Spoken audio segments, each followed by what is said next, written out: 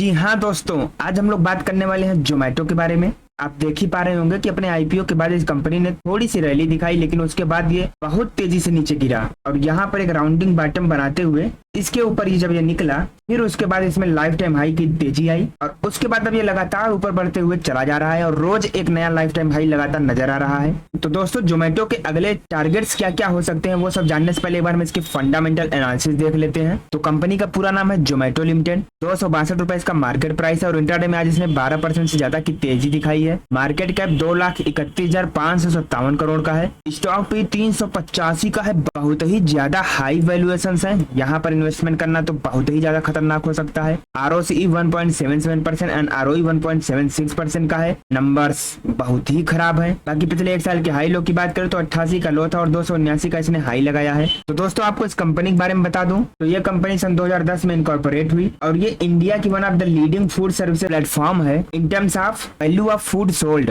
यानी कि दोस्तों, ये company food delivery, dining out services, loyalty programs जैसी चीजें ऑफर करती है। और 31 दिसंबर 2020 के डेटा के अनुसार जोमेटो 23 कंट्रीज में 1,31,233 फूड डिलीवरी रेस्टोरेंट और 1,61,637 एक्टिव डिलीवरी पार्टनर्स और 10.7 मिलियन कस्टमर्स के साथ एवरेज मंथली फूड का ऑर्डर लेती है। ये दोस्तों पिछले एक साल का चार्ट है। आप देखेंगे पिछले एक साल में ये स्टॉक रुका नहीं है, लगातार ऊपर बढ़ता चला गया है। तो अगर हम इसके प्रोज एंड कॉन्स की बात करें तो ये कंपनी ऑलमोस्ट डेप्ट फ्री हो चुकी है और कंपनी के जो क्वार्टरली रिजल्ट्स हैं उनमें भी सुधार देखने को मिल रहा है और इसका जो वर्किंग कैपिटल है वो 203 दिन से घटकर 84 दिन पर आ चुका है। वहीं पर अगर हम इसके कॉन्स की बात करें तो 11 टाइम्स बुक वैल्यू पर अभी ये स्टॉक ट्रेड कर रहा है और इसका जो ROE है वो पिछले 3 सालों में निगेटिव में है। तो अगर हम जोमेटो के पीयर कंपैरिजन की बात करें तो ई कॉमर्स बेस्ड ये बिजनेस है जिसमें आपका जोमेटो तो है ही, साथ में आपका इन्फोएज हो गया, 197, इंडिया मार्ट, इंटरमेस, जस्ट डायल, RNFI,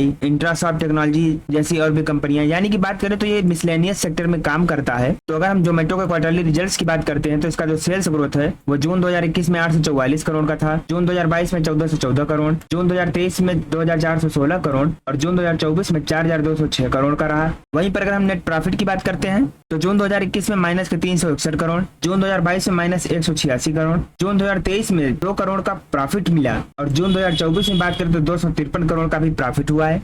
इनके प्रॉफिट एंड लॉस की बात करें अगर हम लॉन्ग टर्म में तो इसका जो सेल्स ग्रोथ है वो मार्च 2018 में 466 करोड़ का था, मार्च 2021 में 1994 करोड़ और अभी करंट में बात करें तो कुल 13,904 करोड़ का हो चुका है। वहीं पर नेट प्रॉफिट की बात करें तो जहां मार्च 2018 में माइनस के 107 करोड़ का लॉस था, मार्च 2021 में माइनस 816 करोड़ का लॉस, लेकिन अभी देखें तो अभी इन दिनों 602 करोड़ का प्रॉफिट नजर आ रहा है। तो अगर हम कंपनी के स्टॉक प्राइस CAGR की बात करते हैं तो पिछले 3 सालों में कंपनी ने 23% की रेट से पिछले 1 साल में 200% से ज्यादा का रिटर्न दिया है। कंपनी के बोरोइंग्स की बात करें तो जहां मार्च 2018 में 186 करोड़ का लोन था, वहीं पर मार्च 2021 में 527 करोड़ का लोन और मार्च 2024 में 749 करोड़ का लोन है। जिसकी तुलना में टोटल एसेट की बात करें तो जहां मार्च 2018 में 1374 करोड़ का एसेट था, मार्च 2021 में 8,704 करोड़, वहीं पर मार्च 2024 में 23,356 करोड़ का एसेट भी है। तो देखा जाए तो थोड़ा बहुत यहाँ अभी भी डेब्ट के मामले में थोड़ा कंसर्न है। तो दोस्तों, अगर हम कंपनी के शेयर होल्डिंग पैटर्न की बात करते हैं तो FIIs की होल्डिंग जहां सितंबर 2021 में 10.27% थी, जून 2024 में 54.11% है। DIIs की होल्डिंग 4.73% से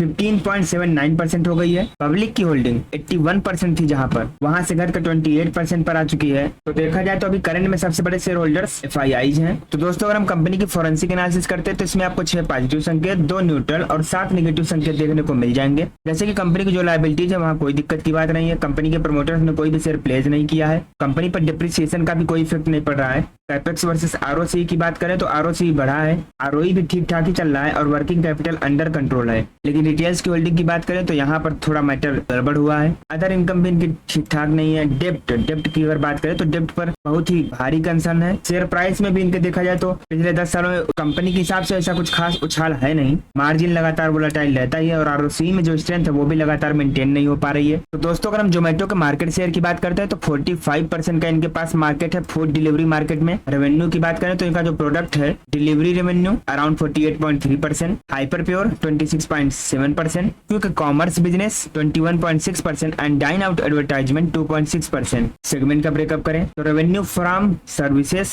around 78.6%, revenue from sale of traded goods 20.8% and income from provision of platform services 0.6%। Location का ब्रेकअप करते हैं तो इंडिया से 95.8% का बिजनेस आता है, यूएई से 3.2% का। ऑपरेटिंग प्रॉफिट का ब्रेकअप करें दोस्तों तो डिलीवरी रेवेन्यू 99.3% एंड 0.7% अदर्स, यानी कि जिनका जो प्रॉफिट आया है वो डिलीवरी करके ही आया है। एसेट का ब्रेकअप करें तो लगभग 98.8% एसेट इंडिया में ही है। तो दोस्तों अगर हम जोमेटो का चार्ट की बात करते हैं तो यहाँ पर आपको देखने को मिलेगा कि यहाँ पर क्लियरली एक ब्रेकआउट हुआ है और अपने ब्रेकआउट लेवल को सस्टेन करके प्राइस एक्शन बना के ब्रेकआउट हुआ है। लगातार अच्छे प्राइस एक्शन बनाते हुए ये स्टॉक ऊपर चला जा रहा है। तो दोस्तों यहाँ पर फ्रेश एंट्री तो नहीं बन रही है, लेकिन हाँ अगर आपके पास ये शेयर है तो बेचने की जल्दबाजी मत कीजिए, क्योंकि आने वाले दिनों में ये 300 के ऊपर भी ट्रेड कर सकता है और फिर उसके बाद और भी ऊपर जाने की क्षमता रखता है। तो दोस्तों जोमेटो अगर फंडामेंटली बात करें तो थोड़ा अभी भी ओवर वैल्यूड है। तो अगर आप इसमें कोई भी इन्वेस्टमेंट करना चाह रहे हैं तो एक बार खुद के एनालिसिस जरूर कर लीजिएगा